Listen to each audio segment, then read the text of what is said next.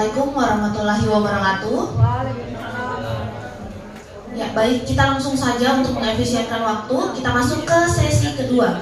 Sesi kedua atau kesempatan kedua pemaparan materi akan disampaikan oleh Ibu Rahayana Jaila ST MSI. Kepada Ibu kami persilahkan.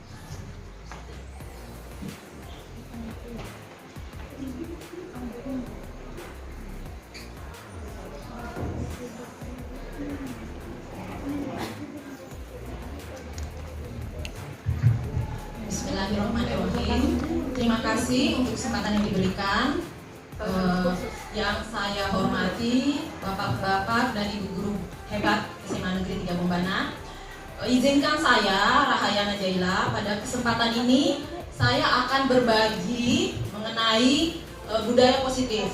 Jadi budaya positif ini adalah hasil dari pembelajaran kami dalam pendidikan calon guru penggerak selama saat ini kurang lebih setelah 3 bulan. Jadi saya akan sharing apa yang saya dapatkan dan kemudian apa yang sedang dan telah saya lakukan. Seperti itu. Saya mulai. Nah, ini judulnya adalah penimbasan budaya positif. Budaya positif atau ekosistem positif. Nah, budaya positif menurut Ki Hajar Dewantara mendefinisikan kebudayaan itu sebagai buah budi manusia yang merupakan hasil perjuangan manusia terhadap dua pengaruh kuat, yaitu pengaruh zaman dan pengaruh alamnya. Sehingga budaya ini adalah hasil karya manusia. Dia bisa berupa nilai-nilai atau perilaku-perilaku yang kita percayai baik karena dalam rangka bisa mencapai keselamatan dan kebahagiaan kita, sehingga itu berlaku di masyarakat kita. Yang bisa kita lihat, kita di masyarakat Nornene ada budaya namanya mekongko. Jadi kalau ada pesta, kita saling patungan ini. Nah, itu kan sebuah budaya bagus ya, yang tujuannya kita membantu mungkin yang punya pesta.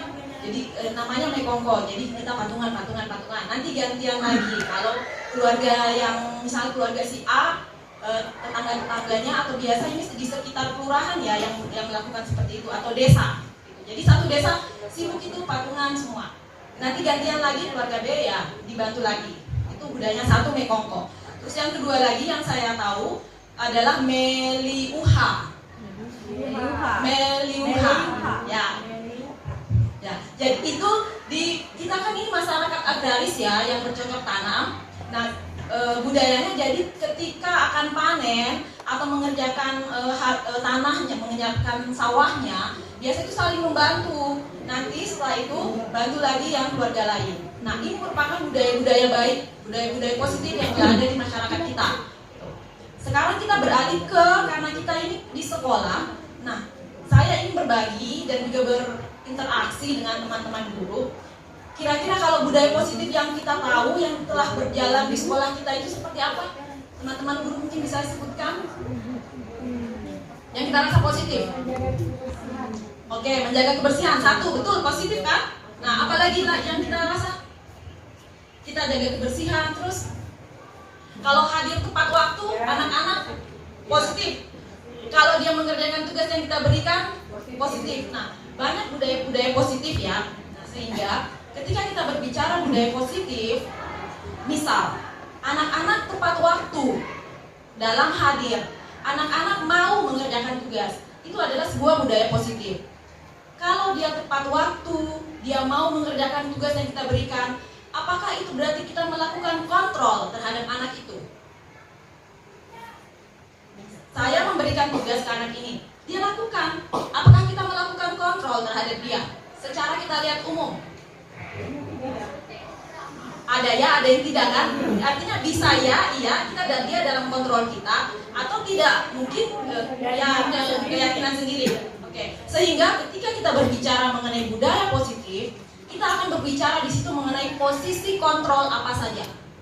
Nah, kemudian posisi kontrolnya, dia mau melakukan sesuatu, tentu ada motivasinya kan? Ini kamu kerja tugas ini, anak itu pasti ada motivasinya. Sehingga ketika juga kita berbicara budaya positif, akan kita berbicara apa motivasi dari perilaku manusia, apa motivasi dari perilaku murid kita. Nah, kalau dia melakukan sesuatu, tentu kan ada latar belakangnya. Saya kerja PR kimia, daripada nanti Ibu Rahayana dihukum saya. Itu bisa kan? Atau saya senang ini masuk kalau pelajaran bahasa Inggris karena ada menyanyinya lagu barat. Semua bakat-bakatku tersalurkan. Bisa kan? Nah, jadi di samping motivasi, dia ikut ada kebutuhan dasar yang mendasari ketika dia melakukan hal tersebut. Sehingga ketika juga kita berbicara mengenai budaya positif, kita akan berbicara kebutuhan dasar yang menjadi dasar ketika melakukan hal itu. Nah, kita ini kan di sekolah. Nah, budaya positif ini tentu kita inginkan menjadi budaya sekolah. Sekolah adalah sebuah ekosistem. Kita bisa mulai dari lingkup yang paling kecil. Yang paling kecil adalah kelas. Sehingga kenapa kita berbicara mengenai keyakinan kelas di sini. Nah, selain dari keyakinan kelas akan ada beberapa nilai-nilai kebajikan yang kita bahas.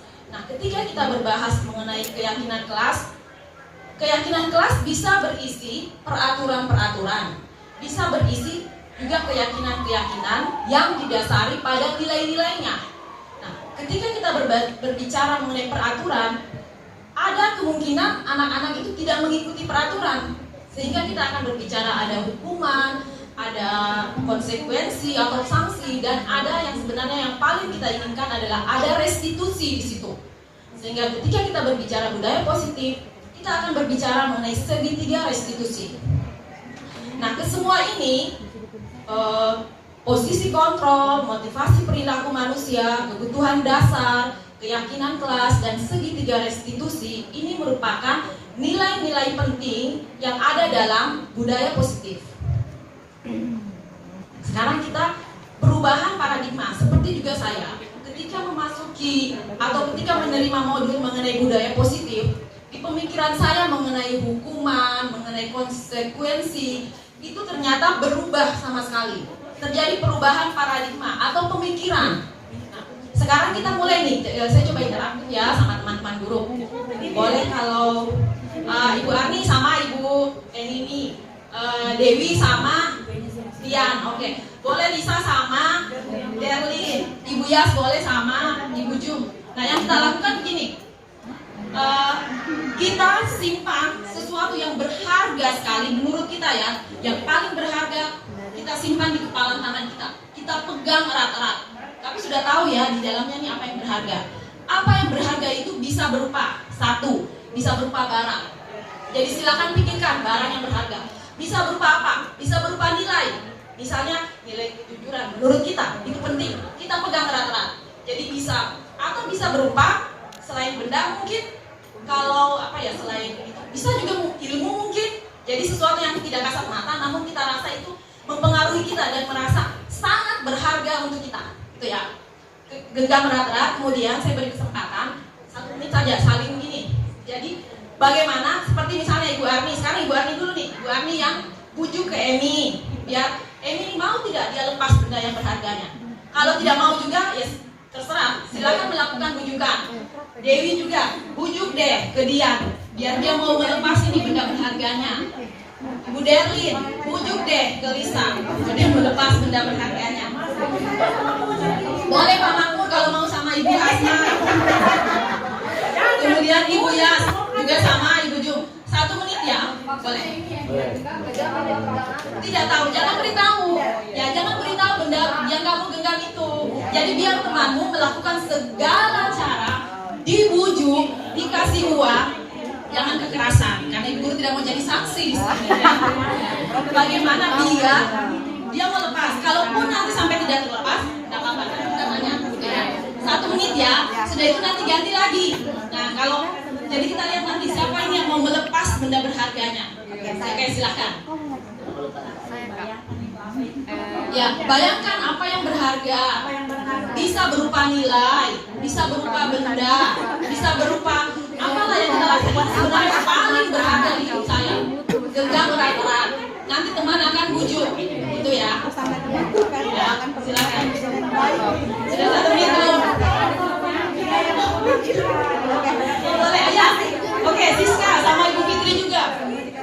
hati ya, yang berharga ya. Oke.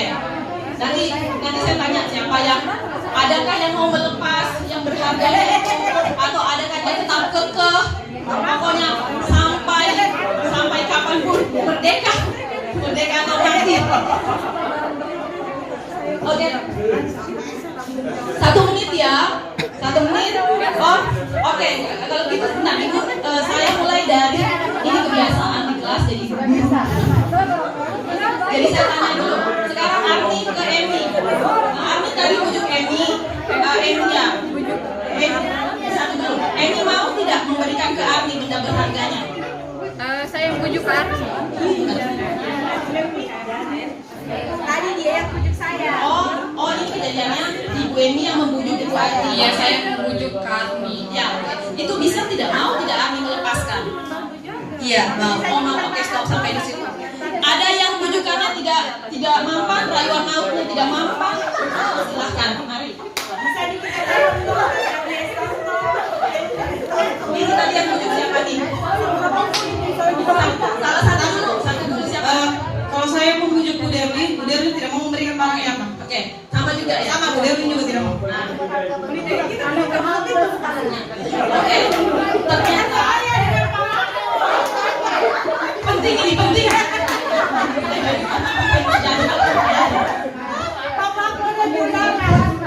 Ini diberikan contoh, satu berharga dia punya seorang ibu punya uang. Oh, siapa ini? Nah, jadi saya bertindak sebagai anaknya, saya ingin mengambil uangnya. Dengan cara apa saya butuh itu anaknya orang sana semua goyang-goyang mulutnya makan es tontong. Dia tidak mau tapi sekasian itu es tontong sudah berangkat. Akhirnya dia kasih. Wah ini sudah bocor soal, sudah dikasih tahu dia ibu, terus kita sebagai anaknya. Kita jangan maksudnya apa namanya? Dia orang lain anaknya Oh. bukan Ngomong di. Oke. Maksud saya begini, saya seorang ibu, kemudian ada anak yang datang kepada saya meminta uang untuk membeli es tontong. Oh, yang kita pegang berharga apa ini di tangan? Oh, Ya, oke. uang. Kemudian datang anak Pak Makmur, Iya. anak Makmur, Iya. Anak kecil umur namanya Makmur. 5 tahun, mintanya ke saya, Oke. Bu, saya minta uangnya mau beli es tontong. Iya. Terus saya katakan, bisakah tidak dibeli? Saya mau, sana semua teman saya sudah beli. Oke. Kemudian saya tahan lagi sampai terakhir dia bilang, "Ih, sudah mau pergi." Oh, ya kasihan Sudah mau toh. pergi penjual es.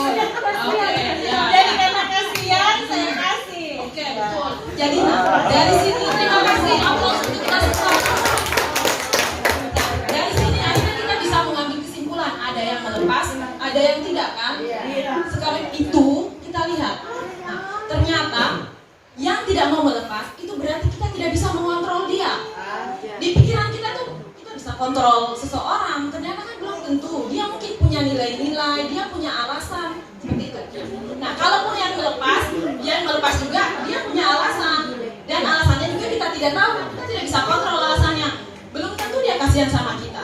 Mungkin saja dia kayak seperti Ibu Hasma, dia memberikan ke Dek Makmur gitu. Belum tentu karena dia kasihan. Mungkin dia punya uang banyak. Es tongtong cuma berapa? 500, ambil juga berapa? Sudah mau pergi. Iya.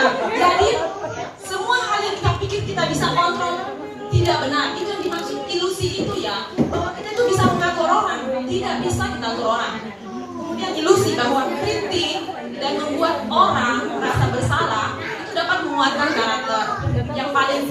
Yang paling gampang sih saya ambil contoh diri saya. Jadi saya itu kalau misalnya ada siswa yang tidak kerja, saya akan bilang, kamu ini bagaimana kerjamu ini tidak dikerjakan tugasmu, kamu mau jadi apa, teman-temanmu sudah kerja tugas, kamu tidak mengerti, dan banyak sekali kata-kata mutiara saya yang menyakitkan hati mungkin.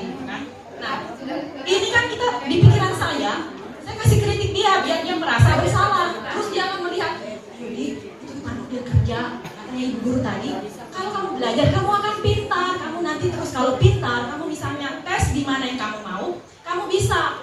Nah, di pikiran saya seperti itu bisa menguatkan karakter. Ternyata belakangnya, dia mungkin akan sakit hati sedikit. Dan kalaupun ada perubahan, itu dari dia sendiri, bukan dari kita. Dia yang menginginkan perubahan pada dirinya. Jangan pernah berharap kita yang merubah orang. Itu maksudnya ilusi. Jadi di pikiran kita nih setelah kita bilang, kita kritik dia berubah.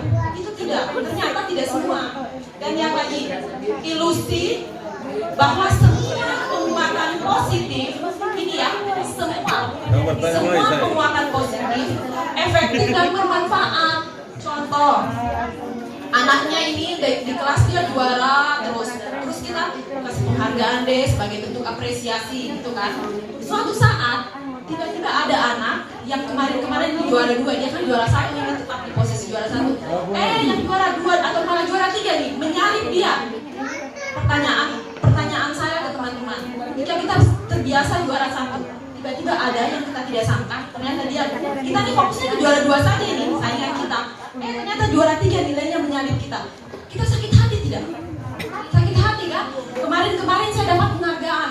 Sekarang sekarang Ibu Rahayana kasih penghargaan ke Naura yang tadi juara 3 jadi juara 1. Pasti ada sakit hati. Padahal maksud kita ini, ketika kemarin kamu juara, ini penghargaan loh. Ternyata kan ada penerimaan, tidak semua itu. Makanya ini dikatakan juga tidak semua penguatan efektif itu, gitu ya. Nah, yang terakhir, ilusi bahwa orang dewasa memiliki hak untuk memaksa. Itu sama sekali, apalagi seperti itu. Kalaupun seperti ini, kembali yang pertama, bahwa guru mengontrol murid. Kalau murid itu melakukan itu karena dia membiarkan, bukan kita yang mengatur dia, bisa dia membiarkan dirinya, namun dengan motivasi yang kita tidak tahu. Kita akan bahas nanti apa motivasi seseorang mau melakukan. Nah, ini yang kita inginkan. Ini lanjutan dari tadi ya. Bisakah kita mengontrol seseorang? Selama ini kita beranggapan di teori stimulus respon. Artinya kita memberikan stimulus, kita berharap ada respon. Jadi kalau saya kasih kamu ini, kayak yang tadi yang mau ngasih siapa ya? Oh ya, Arni ketika akhirnya dia kasih ke Emi karena Emi ngomongnya apa? Atau Emi atau dikasih uang? Jangan-jangan kasih uang. Baik, terima kasih atas kesempatan yang diberikan kepada saya. Alasan saya mengapa saya memberikan hal yang berharga yang saya miliki kepada saudara ini, tadi dia memunjuk saya, dia mengatakan bahwa dia sangat membutuhkannya. Jadi berdasarkan permintaannya, karena mungkin yang saya simpan itu menurut saya tadi adalah dalam bentuk uang, dan dia mengatakan sangat membutuhkannya untuk keperluannya, maka saya bersedia memberikannya. Terima kasih. Tapi berarti bukan Arni, walaupun dia memberikan, bukan dikontrol, tapi dari keinginan Arni, karena dia berpikir, oh iya ya, kasihan mungkin, oh iya ya, saya punya uang lebih, apa salahnya? Seperti itu ya. Jadi kalaupun terjadi, bukan atas kontrol kita, gitu ya. Nah, kita ingin seperti ini, stimulus respon. Kalau yang tadi yang 2 orang nih, yang Ibu Derlin sama Lisa Anda kasih, saya mau bujuk Lisa deh. Lisa, saya kan tidak tahu yang berharga toh. Lisa kasih Pi apa yang berharga itu. Lisa, saya kasih uang. Mau terima tidak? Saya kasih uang 20.000 Lisa. Tidak Bu, jadi alasannya Tidak, saya kasih 20, masih mau tidak? Tidak, oke. Ibu guru naikkan 20.000 tidak mau? Tidak. 23.000 tidak. Makanya naik 3.000 ya, terlalu sedikit. 50 Lisa, kalau kamu perlu SKP Lisa, itu yang tanda tangan KCD. Kok nggak tahu kan itu KCD saudaraku? Mau kasih tidak? tidak Bu. Ya, nah, kita kekehkan. Jadi itu contoh bahwa stimulus dan respon, kita beranggapan bahwa setelah saya ini mau kasih nih stimulus di sana nanti biar SKP-nya ditandatangani ini KCD, tapi dia tidak mau. Jadi bahwa saya tidak bisa menganggap pandangan Lisa itu akan sama dengan saya, karena Lisa memiliki pandangan yang lain juga tentang dunia. Dunia ini luas ya, jadi cara Lisa memandang sesuatu belum tentu dengan cara saya juga memandang sama. Kemudian perilaku buruk kita anggap suatu kesalahan. Ternyata di teori kontrol ini tuh semua ada tujuan. Jadi mungkin anak-anak tidak kerja, tidak mau masuk di kelas, malas masuk di mata pelajarannya ibu guru kimia. menyalin terus. Kan mungkin itu ya. Nah, jadi itu ada tujuannya. Kenapa? Kalau menyalin terus dia bisa ke yang lain, mungkin dia bosan. Nah, kita akan bahas lagi nanti. Kemudian orang lain bisa mengontrol saya. Seperti tadi kembali ke sini. Karena kita tidak bisa mengontrol orang lain, dan kita juga, dan dia juga tidak akan bisa mengontrol kita, gitu ya. Kemudian pemaksaan ada pada saat rujukan gagal. Ini tadi kan saya paksa, pakai lagi embel-embel KCD, ternyata juga tetap tidak bisa. Yang bisa kita lakukan pada teori kontrol adalah kita berkolaborasi dan kita konsensus. Konsensus itu kita membuat kesepakatan. Paling gampang mungkin kalau ya seperti di siswa, kalau dia tidak mau mengerjakan PR-nya atau dia di mata pelajaran saya misalnya ya asam basa, indikator yang ingin dicapai adalah siswa bisa membedakan mana asam mana basa. Banyak cara. Pertama, kalau kita menggunakan indikator, jadi kita menggunakan alatnya pun macam-macam. Kita bisa pakai lampus, kita bisa pakai kertas indikator, nah atau kita bisa menghitung. Nah, untuk anak-anak yang mungkin matematikanya baru sampai kali-kali 7 dia hatam, mungkin harus hitung min log 1 kali 10 pangkat berapa ini, dia tidak bisa. Apa terus kita kamu tidak bisa ini, sudah kamu berarti tidak tuntas nih. Ternyata kalau dulu saya seperti itu juga, karena kan saya cuma tahu oh ya sudah seperti ini, kamu harus bisa H+, yang saya kasihkan harus dihitung, ya harus dihitung. Ternyata kita itu bisa melakukan pilihan-pilihan. Jadi kita akan tanya, kamu bisanya kalau tidak bisa menghitung, bisa pakai kertas lampus tidak? Atau bisa pakai kertas indikator tidak? Yang tinggal dicemplungin, terus lihat pH-nya. Kan sama juga dia dapat, ini juga pH-nya segini, kita hitung juga pH-nya segini. Artinya, indikator pencapaian kompetensi itu tercapai, hanya kita menggunakan dengan cara yang lain. Nah, seperti ini PR-nya kemana? Ke kita gurunya. Kita harus punya wawasan yang lebih besar, wawasan yang lebih luas, bahwa kita harus menguasai akhirnya model-model pembelajaran, mungkin juga model-model penilaian. Nah, semua itu saya benar-benar merasa kita ini saya pribadi ya merasa kurang ini, kita harus belajar ini karena merasa ternyata selama ini saya tidak hadir ke siswa. Selama ini cuma tahu siswa harus bisa menghitung pH. Ya sudah, pH kalau saya tetapkan kamu harus menghitung. Padahal anak-anak yang punya bakat menyanyi, coba bagaimana nih? Siapa tahu dia kalau saya ceritakan saja lagu ibu mengenai pH di asam adalah, basa adalah, boleh juga lah. Yang penting dia bilang asam pH-nya sekian sampai sekian. Toh pengetahuan asamnya akhirnya, oh iya ya asam itu range-nya dari 0 sampai 7. Selesai juga kan? Jadi itu PR-nya sebenarnya ke kita. Bagaimana kita ini menggali potensi diri untuk menghadapi macam-macam tipe siswa kita. Jadi ini ya paradigma kita ya, dari stimulus respon ke teori kontrol.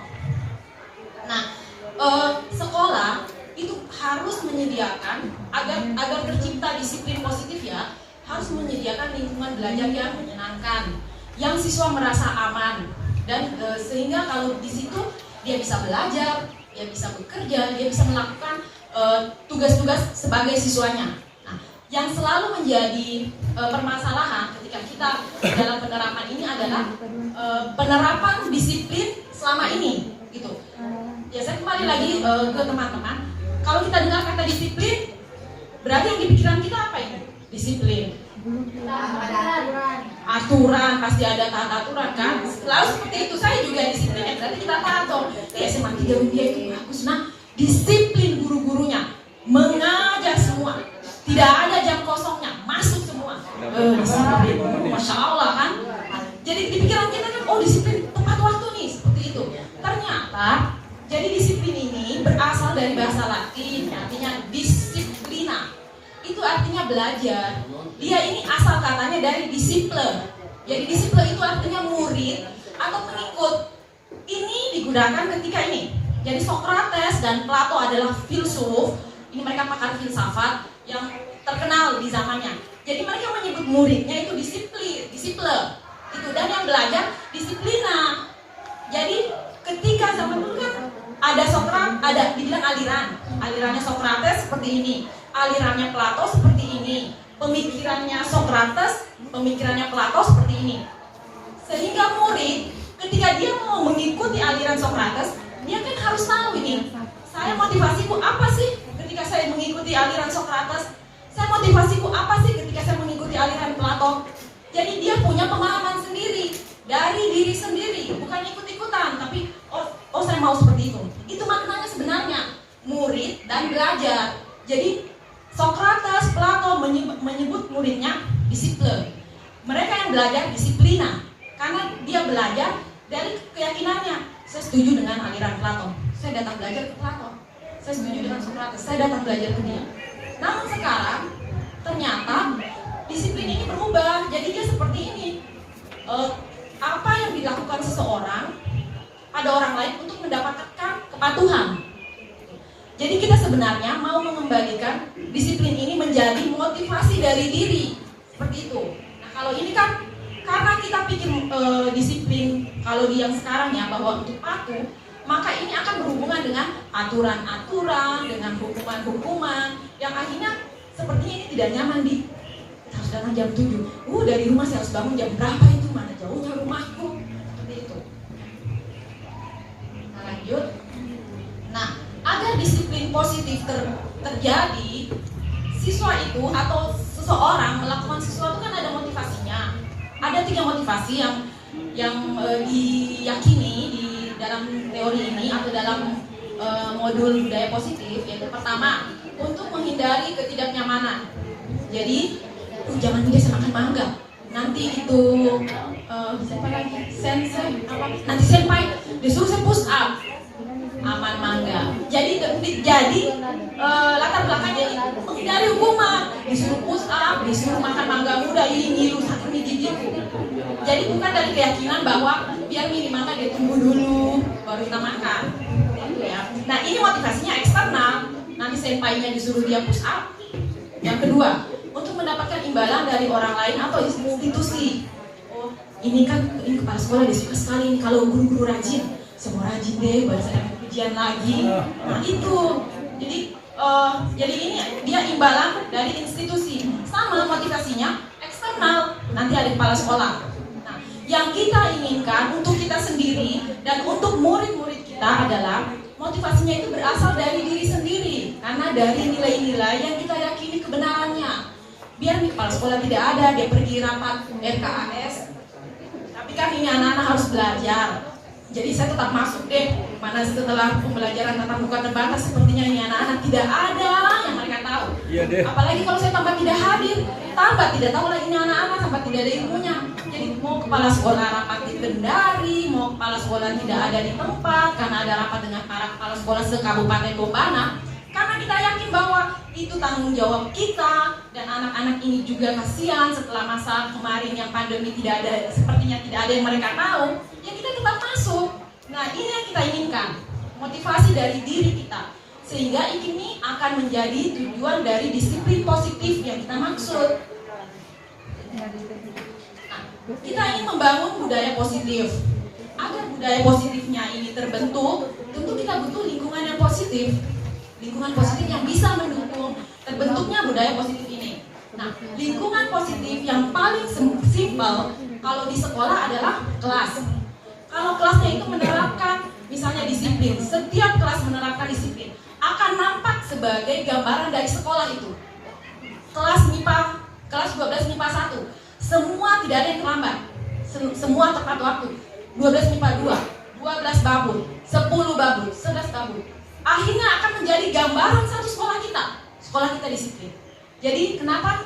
Akhirnya kita butuh juga keyakinan kelas. Di keyakinan kelas ini kita akan turunkan menjadi ada beberapa namanya peraturan kelas. Nah, sekarang kita kan bertanya peraturan kelas, ada keyakinan kelas. Kenapa bukan peraturan saja? Kenapa sih harus keyakinan? Toh selama ini yang kita terapkan peraturan kan? Dan hasilnya juga oke-oke saja.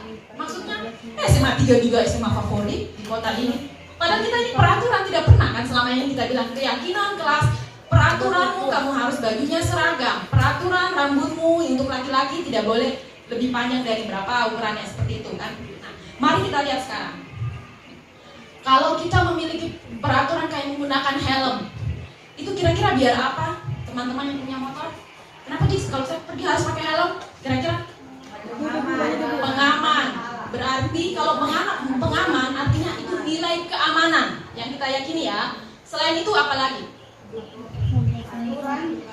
Aturan berarti nilai ketaatan. Iya kan? Ada lagi? Boleh juga bisa. Helmku kan helmku bagus, cantik makanya saya suka pakai. Betul, bisa. Artinya ada nilai yang kita tuju, nilai keindahan gitu kan. Sama nih, pakai masker, kita harus cuci tangan, kita harus jaga jarak. Kalau seperti ini kenapa ya kita harus pakai masker? Karena sudah merasa enak saya pakai masker. Aman, jadi ada nilai keamanan, ada nilai kesehatan di situ ya. Nah, sehingga jadi keyakinan kelas dan peraturan. Keyakinan itu lebih kepada nilai-nilainya yang kita tuju, gitu ya. Nah sekarang ini kita interaktif lagi yuk. Ini ada peraturan, ada keyakinan kelas atau ini.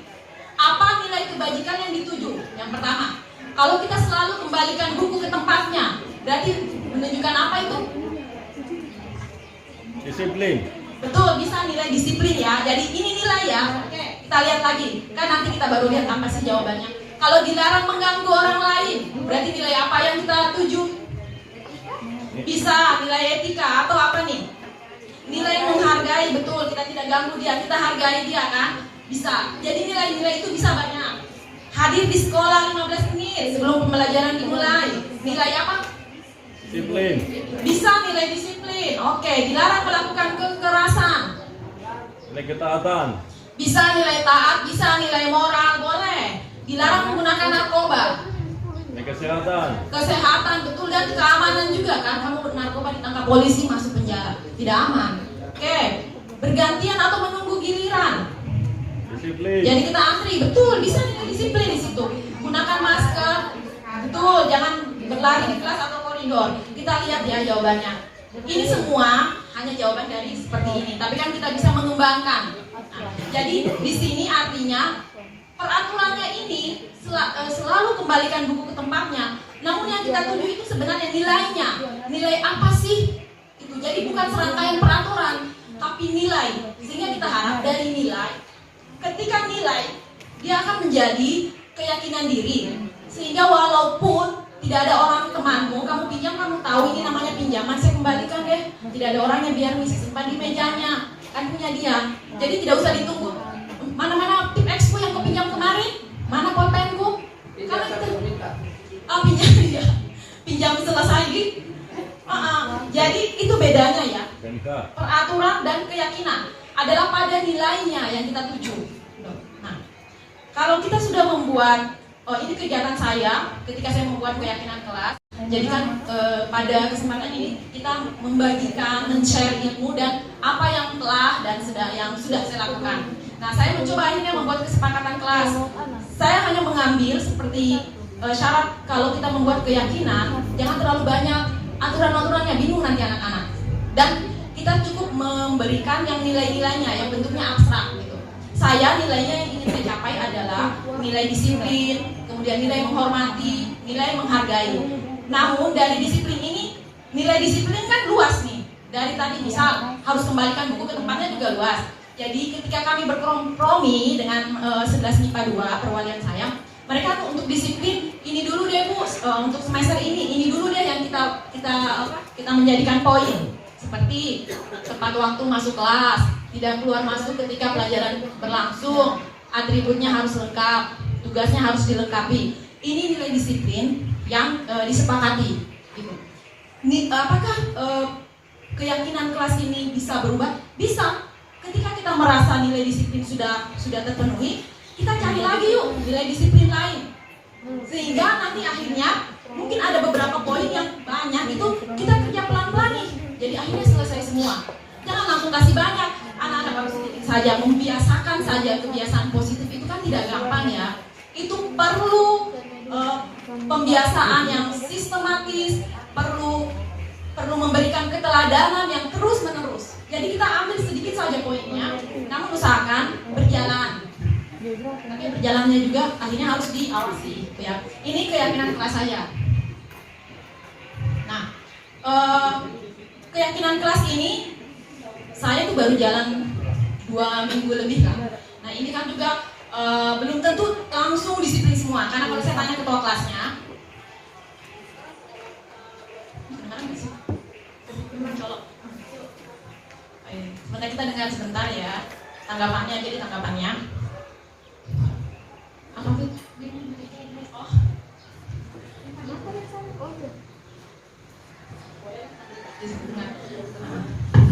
Enggak di situ di mic speaker dengar enggak ya?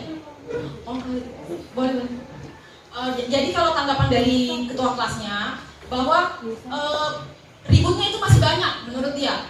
Kalau ada guru mereka masih cerita masih ya tidak apa-apa karena kan ini baru 2 minggu juga berjalan. Tapi minimal katanya kalau yang masuk ya sudah ada nih yang masuk. Sehingga rencana perbaikan saya ini satu biar kedengaran apa? Jadi rencana perbaikannya akhirnya untuk saya selalu mengadakan evaluasi terhadap hasil kesepakatan kelas kita ini. Kalau dulu saya ini paling ke perwalian kalau pas ada jam pelajaran saja kan. Terus juga kalau bukan kehabisan waktu untuk menerangkan mata pelajaran ya tidak sempatlah membahas disiplin atau apa. Ini setelah menjadi guru penggerak kan harus ada beda ini. Jadi saya harus memaksakan diri untuk mengecek kesepakatan kelas mereka. Kebetulan di perwalian saya hari Senin Selasa itu saya mengajar. Jadi setiap Senin kita evaluasi dulu ini dari kesepakatan kelas kita ini apa yang sudah jalan, yang tidak jalan bagaimana, kenapa tidak jalan dan beberapa hal. Sehingga saya untuk evaluasinya di hari Jumat. Jadi relatif Senin, Selasa dan Jumat saya ketemu mereka. Ya lumayanlah 3 kali seminggu seperti minum obat kan gitu. Nah terus ini rencana perbaikannya ya. Kemudian yang kedua melakukan pembiasaan baik serta penerapan keteladanan. Ini yang susah ya menerapkan keteladanan sebab ya saya juga manusia biasa. Tidak hanya rocker yang manusia kan, guru juga manusia. Jadi kita harus tetap menerapkan keteladanan agar keyakinan kelas itu dapat berjalan. Nah sekarang ini setelah kita buat keyakinan kelas, apakah semua akan menjalankan? Menurut teman-teman? Ataupun ketika peraturan? Belum tentu kan? Nah ketika tidak berjalan harus ada sesuatu yang terjadi. Harus ada sanksi. Kalau dulu malah kita kenal harus ada hukuman. Sanksi itu konsekuensi ya. Nah, sebelum kita lanjut, kita kan inginnya ini ke restitusi. Nah, tapi sebelum kita ke restitusi, kita bahas dulu nih, hukuman atau konsekuensi. Menurut teman-teman, hukuman atau konsekuensi atau sanksi itu sama apa tidak? Tidak. Oke, tidak. Kalau tidak, yang kita tahu, berarti bagaimana perbedaannya kalau begitu? Pak Mahmud yang kasih berikan mic deh. Sama teman-teman yang lain selama ini kalau saya hukuman ya sanksi pikiran saya. Kayak Pak Makmur berbeda katanya. Tekan aja Pak Makmur powernya. Ya. Sanksi itu berarti sudah ditetapkan. Oke. Ya, hukuman juga sudah. Apalagi yang Sama dong. Kalau hukuman ditetapkan, sanksi ditetapkan sama. Sanksi sudah jelas, hukuman sudah jelas. Terus apa lagi satu? Konsekuensi. Kita bahas hukuman atau konsekuensi dulu deh. Hukuman atau konsekuensi itu sama dengan sanksi sebenarnya. Dan pertanyaan saya, apakah hukuman atau konsekuensi itu sama? Atau apakah hukuman atau sanksi itu sama? Mungkin ada perbedaan. Oh ya, oke, berbeda ya. Nah, kalau berbeda, bagaimana di perbedaannya? Kalau begitu, kan kita ingin tahu kan, sehingga biar kita tidak, saya memberikan hukuman, kita tidak bilang saya memberikan sanksi. Jadi biar juga jelas ke kita, saya melakukan ini, saya ini di posisi memberi hukuman anak ini, saya ini memberikan dalam posisi sanksi. Hukuman sepertinya apa? Sudah tetapan seperti itu. Kalau kita melanggar ini harus. Tapi kalau sanksi ini mungkin bisa tidak seperti apa yang ditetapkan itu, bisa diambil cara lain. Oh gitu. Jadi kalau hukuman kita sudah tetapkan. Kalau sanksi boleh yang kita tidak tetapkan tapi kita lakukan. Ketika anak itu melakukan yang menurut kita kesalahan. Oke, terima kasih. Ada teman yang lain lagi? Oke, Ibu Arni. Berbeda atau sama ya Bu Arni? Kalau Ibu Arni hukuman sama konsekuensi atau sanksi sama apa beda? Menurut saya beda. Oh beda, oke. Silakan. Terima kasih atas kesempatan yang diberikan kepada saya. Menurut sepemahaman saya, yang saya paham terkait dengan hukuman itu tidak mesti sama antara satu kesalahan yang diberikan kepada siswa. Misalnya hari ini kita saja memberikan dia hukuman yang lain. Nah, ketika kesalahannya mungkin dalam taraf yang berbeda dengan kesalahan yang dilakukan sebelumnya. Kemudian masalah konsekuensi. Konsekuensi yang saya paham di sini, siswa akan mendapatkan imbas dari apa yang dilakukan. Misalnya dia tidak mengerjakan tugas, konsekuensinya dia tidak akan mendapatkan nilai atau poin yang sama dengan teman yang mengerjakan tugas. Yang saya paham seperti itu. Terima kasih. Oke, terima kasih. Jadi hukuman itu bisa berbeda-beda nih. Misal hari ini dia terlambat, kita kasih hukuman membersihkan rumput. Besok kalau dia terlambat lagi, kita suruh dia cuci gelas-gelas kopi yang tidak dicuci. Itu hukumannya. Kalau sanksi, misal dia tidak mengerjakan tugas, berarti Dia tidak mendapatkan poin. dia tidak akan mendapatkan nilai seperti itu. Oke. Ada lagi teman? Tidak. Saya ini yang sama deh. Misalnya sama tidak? Karena kalau saya pribadi, pemahaman saya itu hukuman sama konsekuensi atau sanksi dulu itu sama. Ternyata, oke, sekarang kita lihat ada yang sama tidak? Karena kalau sama, apa persamaannya? Kalau beda, bagaimana perbedaannya? Sekarang, oh sama. Oke deh, yang sama, ya saya mau dengar deh yang sama. Yang mic-nya. Nggak apa-apa kita berbagi, karena saya juga itu seperti itu. Kalau sanksi dengan hukum itu sama. Oke. Hanya biasanya itu dikatakan ada sanksi sosial, ya perlakuannya yang bagaimana. Oh ya. Itu mungkin. Oh ya, ini soalnya guru PKN ini. Ampun saya kalau dengan sanksi-sanksi. Oke. Nah sekarang kalau gitu mari yuk kita kerja, kita bersama-sama lagi nih, kita interaktif. Misal kalau tindakan kita ini, kita suruh anak-anak mencatat 100 kali di dalam buku kalimatnya. Saya tidak akan terlambat lagi karena dia ini terlambat ke sekolah. Menurut teman-teman itu hukuman atau konsekuensi? Oke, ada hukuman, ada konsekuensi. Ingat saja ya jawabannya ya. Nanti kita lihat. Tidak ada yang salah kan, kita belajar. Lari mengelilingi lapangan basket 2 kali karena terlambat hadir di sekolah. Hukuman atau konsekuensi? Hukuman. Oke. Murid. Ya.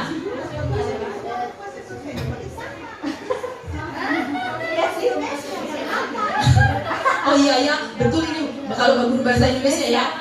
Salah nih. Jadi kita memilih maksudnya nih.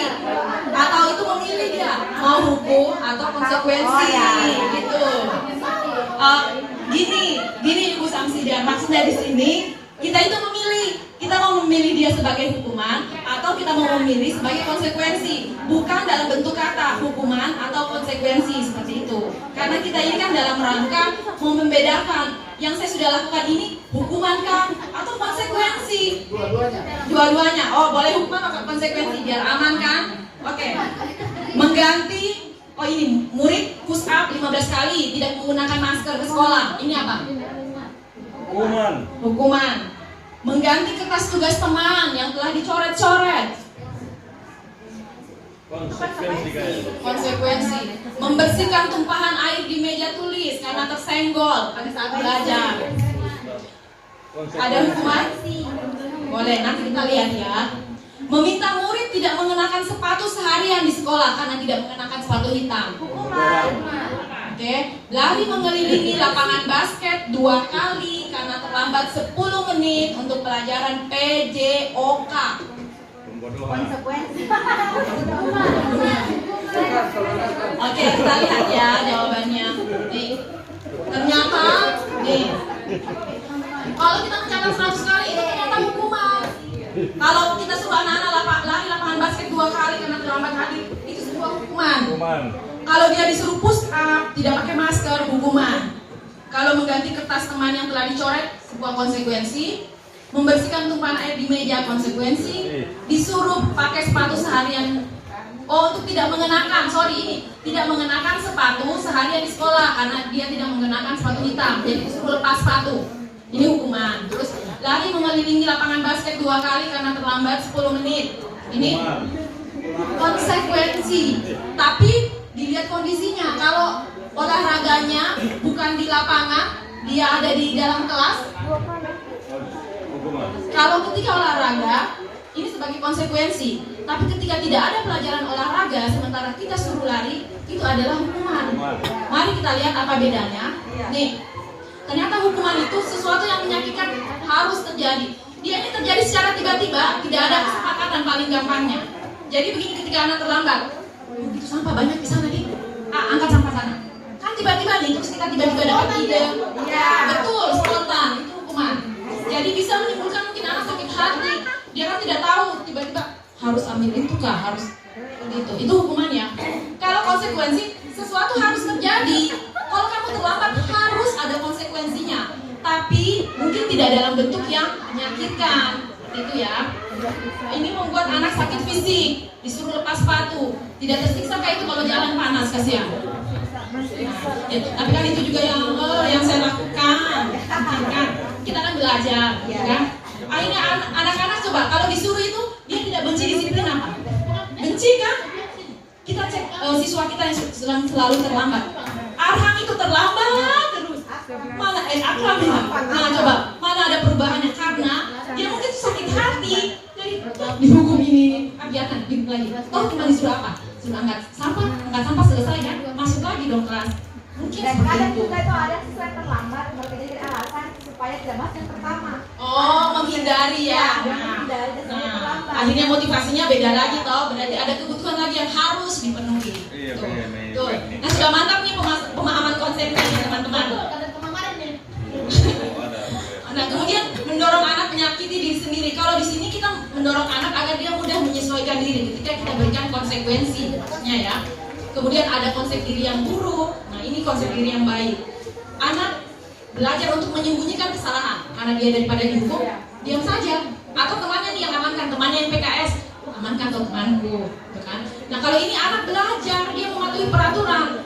Karena kita dapat anak-anak terlambat kan dia datang, Bu saya terlambat.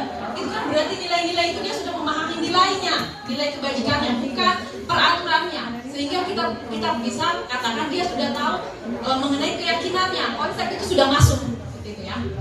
Kemudian ini akan marah, bersalah, merasa dipermalukan, merasa tadi dihargai. Kalau dikonsekuensi, betul dia akan kehilangan hak. Jadi misalnya terlambat. Kalau saya pribadi ya, anak-anak itu kalau terlambat, saya tidak akan kasih masuk sampai jam selesai. Itu hukuman atau konsekuensi? Hukuman. Jadi hukuman dari saya, kalau anak itu sudah terlambat, saya duluan masuk, mereka itu akhirnya sudah tahu, percuma ketok pintu pasti disuruh keluar. Padahal itu bukan konsekuensi. Pemikiran saya konsekuensi. Kenapa kamu terlambat? Kan tidak adil sama temanmu yang sudah masuk, sementara kamu ini mau masuk juga. Itu pemikiran saya. Ternyata itu hukuman, karena sebenarnya apa? Tanpa dia misalnya kita hukum pun, ketika dia sudah terlambat, itu dia sudah mendapat hukuman tidak? Atau apa sih sebenarnya dampak negatif yang dia sudah dapat ketika dia terlambat? Terlambat menulis. Betul, dia sudah terlambat materi itu kan? Jadi tanpa kita hukum, anak itu sudah terhukum sebenarnya. Tapi saya sudah kehilangan materi, tambah lagi, tinggal di luar sampai jam pelajaran selesai. Semakin, ya jadi, kalau yang kami diskusi, kalau dia terlambat 15 menit, maka sebagai konsekuensinya, kita harus memanjangkan waktu untuk dia sendiri. Temannya sudah keluar, dia silakan duduk di situ 15 menit untuk menebus kesalahannya yang 15 menit itu. Silahkan, kalau tadi materi yang dia dapat hanya sampai mana, nah sekarang kamu catat materi yang kamu tidak dengar tadi, sehingga dia akan ilmunya tetap dia dapat, tapi dia harus mendapatkan konsekuensi dari tindakannya. Karena konsekuensi itu sesuatu harus terjadi. Karena kalau kita biarkan juga, seenak-enaknya anak-anak terlambat tidak beda perlakuannya sama. Jadi tidak bisa juga seperti itu dalam penerapan disiplin. Hanya kita harus memilih. Kita memberikan konsekuensi atau akhirnya nanti dalam bentuk restitusi. Nah, ini tadi ya yang mendasari seseorang melakukan. Jadi ada kebutuhan dasar. Ini diungkapkan oleh William Glasser. Banyak teori, namun yang kita pahami di sini, yang kita yakini. Jadi William Glasser. Jadi pertama kebutuhan dasar akan untuk bertahan hidup, survival. Kemudian belonging, cinta kasih, kemudian power, kekuatan atau pengakuan, jadi orang butuh kekuatan, power, kemudian freedom, kebebasan, dan fun, senang. Nah, sekarang kita lihat. Tadi Bu Fitri sudah memberikan contoh, lebih bagus juga ya, karena dalam bentuk video, yang mana sih kebutuhannya yang survival, maksudnya untuk bertahan hidup, Yang mana untuk kebebasan, yang mana kesenangan, yang mana kekuasaan, dan yang mana lagi cinta dan kasih. Sekarang mari kita lihat sama-sama lagi biar kita bisa membedakan nih dasar-dasar atau kenapa seseorang melakukan sesuatu. Ibu guru bilang, aku tidak boleh bersenandung sewaktu mengerjakan tugas. Katanya kelas harus tenang, tidak ada suara. Padahal aku kan suka dan senang menyanyi. Ini berarti kebutuhannya apa ini? Ini.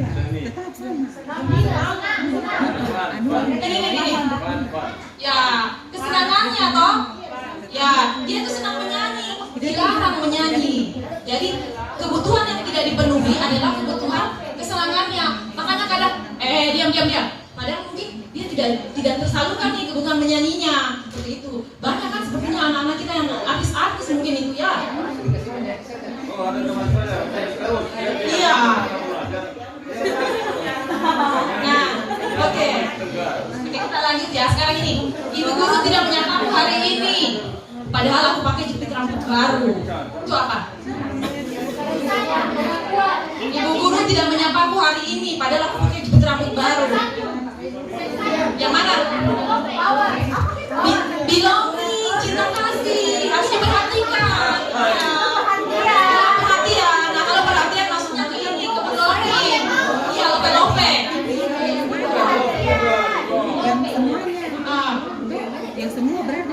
Aku bosan. Masa belajarnya cuma begitu-begitu saja, mendengarkan ibu guru saja. Apa ini? Kalau dari sini? Ya, kebebasan. Dia ingin bebas, bosan. Membaca saja, menulis saja. Tidak bisa lah Bu, kita praktikum. Kalau siswa saya selalu begitu, mintanya praktikum. Karena memang jadi konsep dasar dalam pendidikan Ki Hajar Dewantoro, anak itu hobinya bermain. Dan semua kita coba lihat anak-anak kalau disuruh bermain, tidak ada capek-capeknya kan? Iya, biar kita juga. Makanya kenapa sih kita kadang, ayo dong ice breaking. Kan kita bosan. Apa sih biar kita main? Memang seperti itu. Ternyata melalui permainan sesuatu itu akan lebih cepat masuk. Ya. Kita lanjut lagi kan? Nih aku sebel. Gambarku tidak rapi. Malah ibu guru nunjukin ke teman-temanku di depan kelas. Apa ini? Kebutuhan apa? Dia jengkel. Gambarnya tidak rapi. Guru ditunjukkan ke teman-temannya. Power, kekuasaan. Jadi dia itu butuh pengakuan sebenarnya.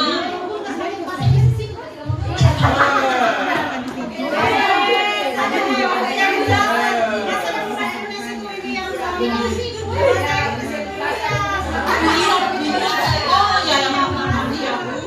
Berarti betul. Ya, jadi dia butuh pengakuan. Ibu guru suruh saya terus. Padahal ini saya tidak bisa menghitung kalau di kimia. Akhirnya itu Naura dia tidak naksir nih sepertinya sama saya. Kan butuh pengakuan akhirnya. Tuh ya. Jadi itu yang mendasari kebutuhan dasar kita. Jadi dari sini kita akhirnya sudah bisa memilah-milah. Oh, anak ini butuh ini. Anak ini sebenarnya itu dia kita butuh penuhi kebutuhan ininya. Seperti itu.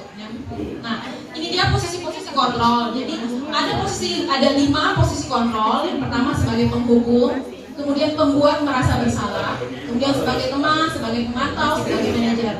Yang paling kita inginkan di sini adalah sebagai manajer.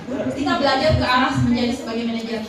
Paling minimalnya pun ya sebagai pemantau lah, gitu. Karena kita lihat kalau dari sebagai penghukum ya ini ya, kalau apa yang dilakukan guru dia akan marah-marah. Hasilnya akan memberontak anak-anak itu. Walaupun dia mungkin mengikuti kita, tapi itu tidak akan lama, tidak jangka panjang. Jadi kita menghukum kamu ini tidak pernah masuk. Belum apa-apa, belum kita lanjutkan kata-kata dia sudah. Iya, masih di luar sudah dimarahi. Belum masuk kepalanya kasihan, terlambat lagi di luar. Saya itu. Nah, terus membuat merasa.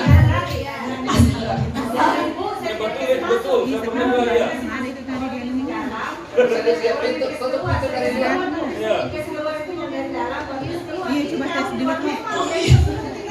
tidak masuk di. Iya, memilih untuk di luar. Iya. Yang kedua, pembuat merasa bersalah.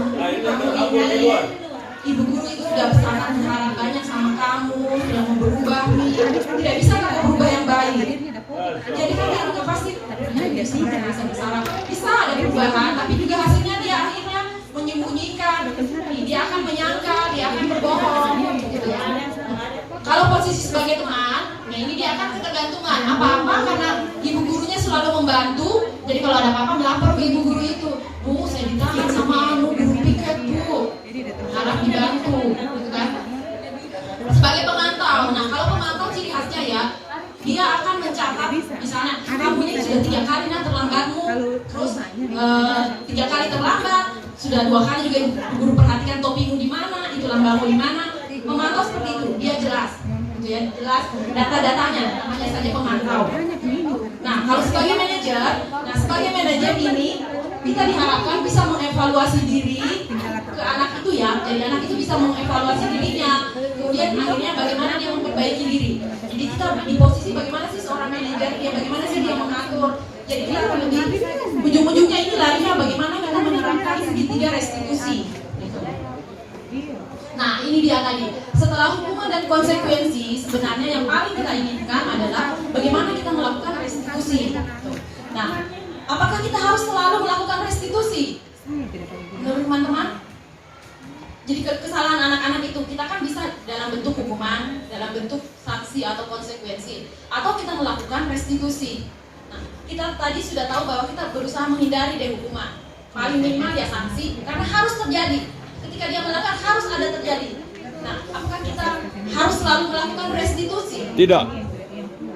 Ada yang harus, ada yang tidak. Kalau yang tidak bagaimana? Ya, tidaknya itu misalnya kita terbatas dalam persoalan waktu.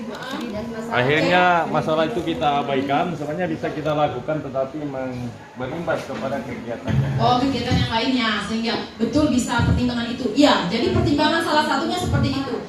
Contohnya begini, kalau dia misalnya tidak kerja tugas, haruskah sekali tidak kerja tugas, haruskah kita langsung restitusi saat itu? Kan tidak, kita bisa lakukan sanksi dulu. Jadi tidak harus selalu restitusi. Restitusi adalah sebuah pilihan. Yang harus langsung terjadi adalah sanksi. Ketika kamu tidak melakukan ini, kamu harus dapat sanksi. Restitusi bisa kita lakukan setelah misalnya sudah terlambat, ini sudah 3 kali kamu terlambat. Boleh kita restitusi karena kenapa sih anak ini selalu terlambat? Kita mulai bicara di situ. Apa penyebabnya?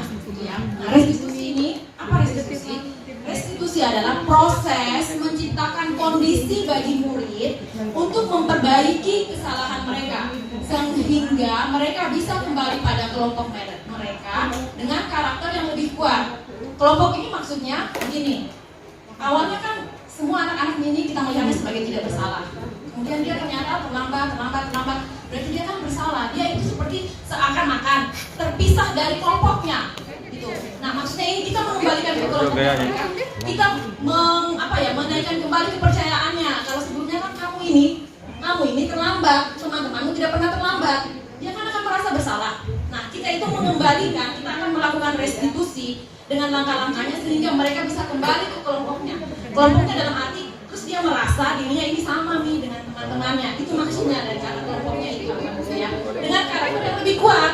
Jadi ketika dia sadar, dia tahu bahwa penyebabku tadi terlambat ini, sehingga dia sudah meyakini nilai-nilainya. Jadi nilainya itu yang kita inginkan. Jadi karakternya dia lebih kuat.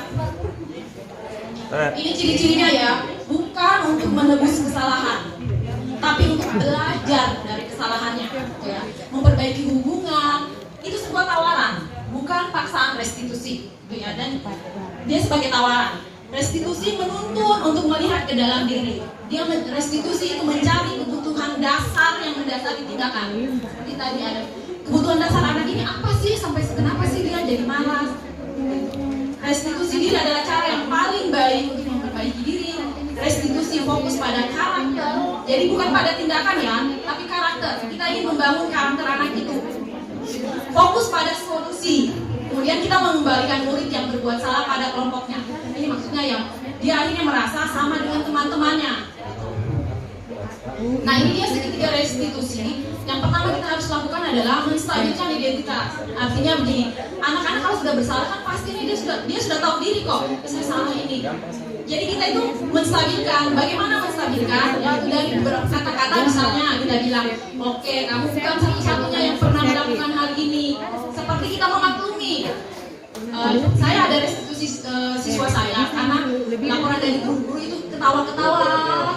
Jadi saya tanya, kamu kenapa? Katanya laporannya suka ketawa-ketawa. Kenapa? Kenapa tidak hadir? Alasannya, saya bukan ketawa-ketawa, saya dengar cerita temanku. Terus kenapa kamu tidak hadir?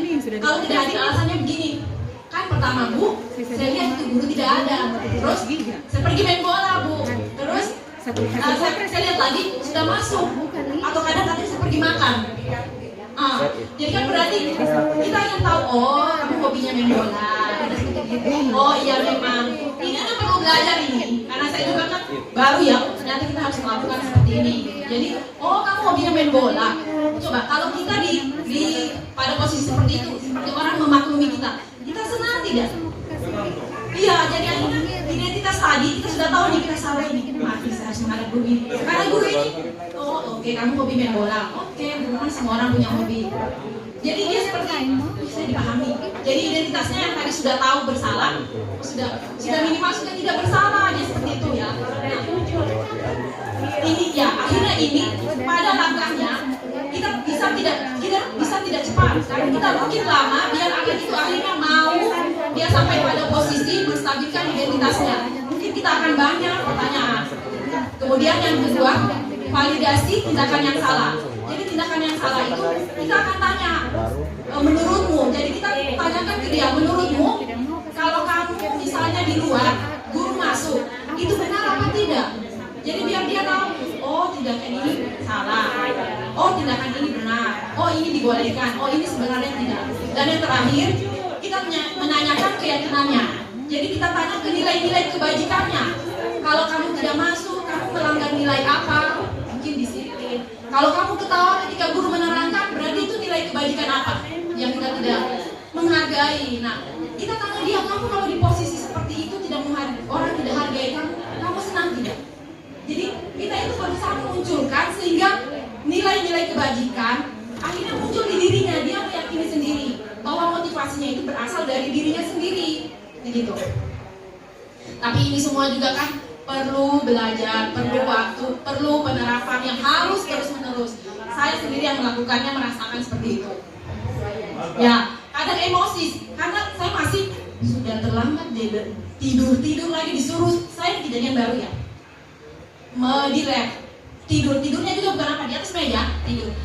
Jelaslah di mata saya. Jadi kamu kenapa tidur? Mengantuk, cuci muka. Di lab itu kan 3 wasatun berjejer seperti ini.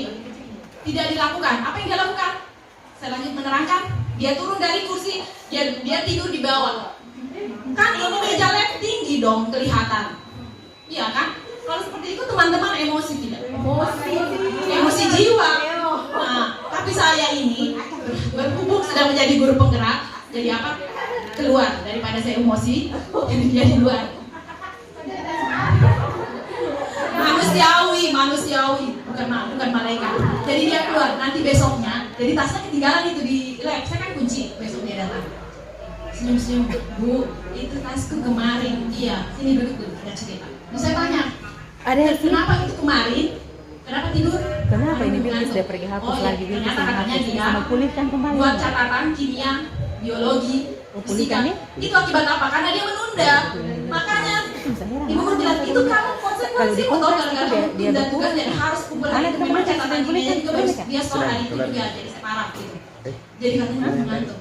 Jadi ibu guru juga bilang maksudnya kita itu harus banyak menggali. Saya bilang kamu tidak tidur karena ada tugas. Kamu pikir ibu guru juga tidak pernah mengalami seperti kamu tidak tidur. Kami guru penggerak ya setelah ini kan di samping guru penggerak ada juga kita ikuti pelatihan apa nih yang guru penggerak ya. Saya bilang ibu guru juga ini pernah tidak tidur berapa hari pun sampai yang jam 3 kita baru tidur. Artinya kamu begitu, ibu guru juga begitu. Kalau ibu guru suruh kamu belajar, karena ibu guru juga belajar. Jadi kan dia mungkin jadi oh jadi bukan hanya saya seorang, malah guruku juga ini belajar gitu. Nah, akhirnya saya tanya menurut kamu, kalau kamu tidur, kan ibu guru sudah suruh cuci muka, tapi tidak dilakukan. Terus kalau kamu misalnya seperti itu, kira-kira bagaimana itu? Menurut kamu bagaimana? Dia cuma bilang begini, Bu, tidak taat sama yang dibilangkan ibu guru. Oh begitu. Ada lagi menurutmu kalau ibu guru sudah suruh Terus kamu itu yang tidur di depannya guru itu bagaimana? Lama dia muter-muter bicara, nanti berakhir. Terus dia kan biasa ketawa ya. Nanti akhirnya dia diam terus bilang, "Bu, tidak menghargai." Nah, itu tidak menghargai. Menurut kamu tidak menghargai orang bagus tidak? Bukan tidak, Bu. Kalau kamu di posisi tidak menghargai, kamu suka tidak? Kamu sudah beri kesempatan untuk cuci muka, tidak diikuti, terus malah kamu turun, kamu tidur. Kamu mau tidak? Tidak. Itu mukanya sudah berubah. Jadi tadi yang senyum-senyum dia sudah kenal. Hanya tidak bisa memang cepat. Kita harus menggali. Dia kan akan lari kemana, tapi kita juga gali terus, biar dia itu sadar bahwa saya ini ada nilai-nilai yang tidak sesuai. Karena kalau nilai itu dia muncul, dia sadar, ya bisa tidak menghargai. Itu insya Allah jadi kesadaran dari dia sendiri. Itu restitusi. Saya melakukan restitusi.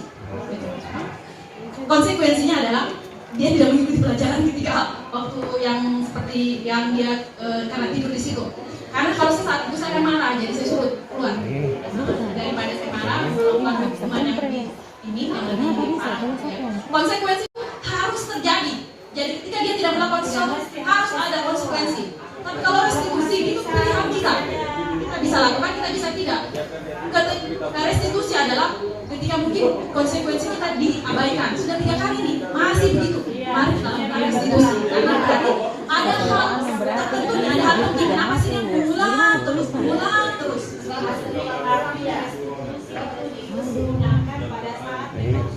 Ketika sanksinya tidak berguna lagi, ya kita menghindari hukuman ya, jadi hanya dalam bentuk sanksi. Jadi itu seperti itu. Nah, ini siswa saya. Silakan berkunjung kalau yang saya melakukan restitusi di channel saya. Yang ini saya melakukan 2 restitusi, sama yang ini juga 2 orang nih kita restitusi. Videonya yang ini sih. Kita dengar dulu ya komennya. Jadi setelah restitusi kan saya tanya nih, Bakso kamu bagaimana? Kita dengar nggak sih? Sebentar Pak, belum. Bakso yang kemarin habis direstitusi, bagaimana perasaanmu? Jawabannya bagus. Ya, 2. Bagaimana? Apa kan kemarin katanya Bakso biasa ketawa-ketawa sudah berkurang? Oh iya. Tapi masih pelan-pelan nih, belum apa-apa kan tidak mungkin berubah langsung toh. Oh, sudah berkurang. Oke, jadi pokoknya Bakso dengan restitusi senang apa tidak? Bisa diterima toh? Oke, sini Pak begitu. Terima kasih Nah Bakso.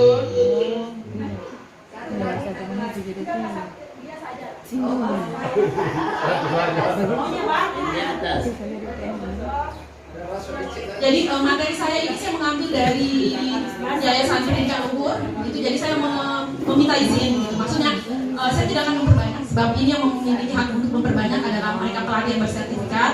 Saya hanya meminjam, gitu. Sehingga saya harus mencantumkan referensi, sebab kita menghargai hak intelektual. Gitu.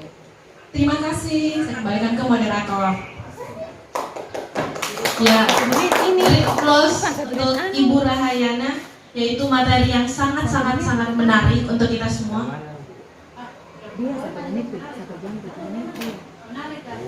Iya, menarik, menurut saya itu sangat menarik.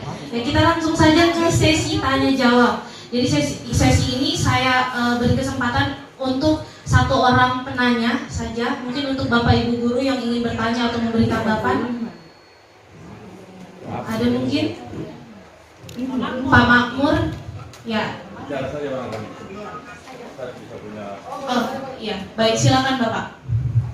Assalamualaikum warahmatullahi wabarakatuh. Saya sangat tertarik dengan materi, ada istilah baru bagi saya, namanya restitusi, yang berhubungan dengan pendidikan. Mungkin ada istilah yang dia telah dapat tapi bukan di tempat ini. Ada perlakuan saya pernah mengajar di suatu sekolah. Itu jamnya kita masuk jam terakhir, kemudian siswanya sedikit, ruangannya sempit, tidak sesuai lah kondisi kelas yang kita harapkan. Saya menemukan siswa saya tidur karena jam terakhir biologi, ya tidur 2 orang. Dan kebiasaan saya tidak mau tegur orang yang tidur itu karena saya anggap itu adalah satu kebiasaan yang luar biasa. Oh ini. Terus, hingga anak ini saya biarkan tidur. Ketika saya pulang, saya mengambil menyampaikan kepada yang tidak tidur itu, diam, jangan ribut, kita pulang. Nah, ini saya biarkan tidur. Saya kompres. Terus pintu tetap terbuka. Kemudian di sekolah itu kelas-kelas lain sudah pada pulang. Cari aplikasi. Kemudian pulang bersama-sama. Saya tinggalkan sesuatu tersebut di Kelas dengan gurunya yang saya ingin tanyakan di mana posisi kelakuan saya itu, apakah restitusi atau posisi apa nih? Posisi kontrol kali ya Pak ya. Karena kalau restitusi itu maksudnya kita menyelesaikan sesuatu. Mungkin atau posisi kontrol ya, atau posisi apa sih? saya melihat masalah kalau saya kita biarkan nih. biarkan, apakah dia akan masuk restitusi? Ya. Kalau dibiarkan berarti kita tidak melakukan sesuatu, kita tidak melakukan restitusi. Kalau kita melakukan restitusi itu akan ada 3 langkah. Ya. Ini tuh? Nih, yang ini. Kalau kita melakukan restitusi, kita akan menstabilkan identitas, kita panggil anak itu. Kemudian kita akan melakukan validasi tindakan yang salah, dan kita akan menanyakan keyakinannya. Tapi kalau kita membiarkan, berarti tidak ada apa-apa di situ. Bapak tidak melakukan restitusi, Bapak melakukan pemahaman terhadap anak itu. Ya, pengertian, ya, seperti itu. Ya. Restitusi adalah sebuah tindakan, gitu ya. Bisa lanjut. Mau lanjut lagi, jangan terlalu banyak. Terus besoknya saya bertemu dengan kedua orang anak ini. Cerita berlanjut. Ya, cerita berlanjut. Dia sudah ketawa dengan saya. Nah, harusnya coba Bapak melakukan restitusi, karena seperti tadi ya kita katakan semua tindakan negatif itu selalu ada latar belakangnya, ada motivasinya. Kemudian motivasinya itu pasti karena ada dasar kebutuhan yang tidak dipenuhi, yang 5 tadi. Coba kalau Bapak lakukan restitusi, karena kan akhirnya dia merasa baik-baik saja tindakan saya kan, karena Bapak tidak mengambil tindakan. Ya, itu kan sebenarnya tergantung dari Bapak. Kalau saya memang tidak bisa kalau saya menerangkan sementara anak itu juga dia sibuk sendiri atau melakukan gerakan tambahan, saya betul-betul tidak bisa. Jadi saya inginnya memahami juga, ya minimal konsentrasi lah kan. Minimal kita menerapkan nilai menghargai. Jadi ketika guru menerangkan, kita juga dengar, walaupun ini entah kita mengerti enggak ya, nanti dia di rumah kita belajar. Itu. Kalau saya ya, sebab saya juga menghargai orang, sehingga saya ingin mereka juga melakukan hal yang sama seperti saya. Seperti itu sih. Itu saja dari saya. Terima kasih untuk pertanyaannya yang menarik. Ternyata akhirnya kita berbagi pengalaman ya, macam-macam. Kita sebagai guru memang kita punya pengalaman yang banyak sekali, sehingga kita sebagai guru, saya rasa ini untuk saya sendiri juga ya, kita harus terus belajar. Karena kalau meminjam kata Dirjen GTK, Bapak Dr. Iwan Syahri ya, beliau itu Iwan Syahri PhD mungkin ya. Beliau mengatakan begini, kita ini mengajar manusia itu bukan robot. Artinya dia akan berkembang, jadi ujung-ujungnya lari lagi ke konsep Ki Hajar Dewantara bahwa mengajar itu kodrat alam, kodrat zaman. Anak-anak sekarang yang menguasai IT, kita gurunya kan juga harus belajar dong, biar IT kan bukan masalah jagonya, tapi bagaimana kita menguasai juga. Kita belajarlah sedikit-sedikit, sehingga kita bukan aja robot yang hari ini seperti itu juga mengaturnya sampai kapan tidak. Anak itu di masanya kita ketemu anak yang seperti ini. Ketika di tahun 90-an awal yang sudah menjadi guru, tipe siswaku seperti ini. Di tahun 2000-an tipe siswanya seperti ini. Berbeda-beda. Nah, kita sebenarnya guru ini justru belajar dari murid. Karena kita belajar sabar dari mereka, kita belajar untuk meningkatkan kompetensi dari mereka. Itu kalau menurut saya ya, bahwa anak-anak itu sebenarnya, kalau saya pribadi, saya ini harus berterima kasih sebenarnya ke mereka, bahwa mereka akhirnya menjadi trigger saya, menjadi pendorong saya untuk, oh iya saya harus belajar nih, oh iya nih saya harus berlatih sabar deh, karena ternyata anak-anak ini juga mungkin tingkah lakunya di luar dari batas kesabaran saya, seperti itu. Itu saja ya Pak. Terima kasih moderator. Bertanya maksudku. Oke. Maaf. Ya, itulah tadi pemaparan materi yang sangat menarik dari ibu guru hebat. Ya, kepada guru hebat saya terutama. Oke, itulah tadi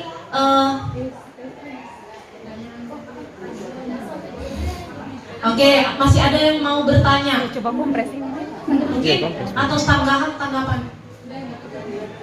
Oke, jadi kita tutup saja. Nanti setelah ini mungkin kalau ada pertanyaan bisa langsung ke diskusi kepada Bu Rahayana atau Bu Fitri. Berbagi ceritanya.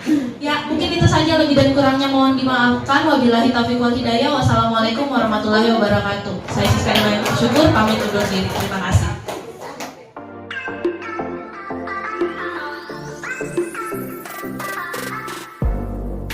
Ini kemarin ketika saya melakukan pengimbasan mengenai budaya positif, apa tanggapannya? Ya, kemarin tentang materi yang Ibu sampaikan tentang budaya positif, saya mendapatkan misalnya satu ilmu, misalnya tentang ada 5 posisi kontrol kita sebagai seorang guru. Pertama itu sebagai penghukum, membuat merasa bersalah. Yang ketiga itu sebagai teman. Yang keempat itu sebagai pemantau, dan kelima itu sebagai manajer. Nah, kelima di sini yang mana kita salah satunya yang tepat kita sebagai seorang guru. Nah, yang saya dapatkan kemarin kita sebagai manajer yang kelima. Mengapa sebagai manajer? Kita cuma bisa mengontrol siswa. Intinya setiap apapun itu yang mereka lakukan itu seharusnya harus tumbuh dari dalam diri mereka sendiri. Kita cuma bisa mengontrol mereka, tapi kita tidak bisa memaksakan kehendaknya mereka melakukan sesuatu itu harus terpaksa, tetapi harus melalui diri mereka sendiri. Itu sih menurut saya. Oh ya, oke. Makasih ya, berarti dapat ilmu baru ya Ibu Ya, ini ya. dapat ilmu baru. Ya, dan insya Allah kita sama-sama belajar menerapkan ke siswa. Dan materinya sangat keren. Oh, ya. Makasih Bu Emi. Ya, makasih.